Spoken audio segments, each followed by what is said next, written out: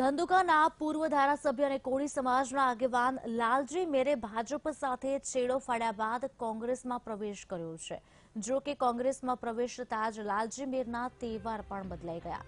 લાલજી મેરે કોંગ્રેસમાં જોડાયા બાદ ભાજપ પર આકરા પ્રહાર કર્યા। લાલજી મેરે કહ્યું કે ખેડૂતોના મુદ્દા પર સરકાર સામે ઝઝૂમતો રહ્યો, પણ સરકાર એકની બે ન થઈ। ખેડૂતોની જમીન સરકાર ખાઈ ગઈ અને જમીન માપણી મામલે સરકારે ખેડૂતોને ઝઘડાવ્યા। સરકારે કયો વિકાસ કર્યો છે એ પણ મને નથી સમજાતું। આ સાથે જ લાલજી મેરે જણાવ્યું કે લોકોના કહેવાથી હું કોંગ્રેસમાં જોડાયો છું।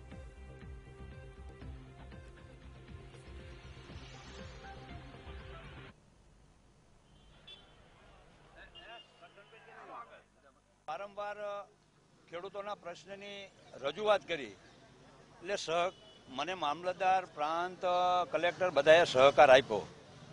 4-5 વર્ષ સતત મહેનત કરવા છતાંય તે ખેડૂતોને કોઈ ન્યાય ન મળ્યો અને ખેડૂતોની જમીન સી સરકાર થઈ જઈ છે। હવે 2004-5ની સાલમાં કોમ્પ્યુટર આવ્યું ત્યારથી સી સરકાર થઈ જાય છે। હવે સરકાર એવા હવાત્યા મારે છે કે આપણે 0% લોન આપવી, પણ હાથ બાર નીકળે તો 0% લોન મળે, નગર ક્યાંથી મળે?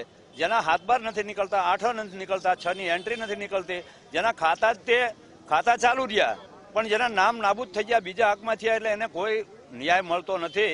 શું વિકાસ કર્યો એ મને સમજાતું નથી। એટલે માટે હું મારી રાજી ખુશીથી આ પાર્ટીની અંદરથી રાજીનામું આપી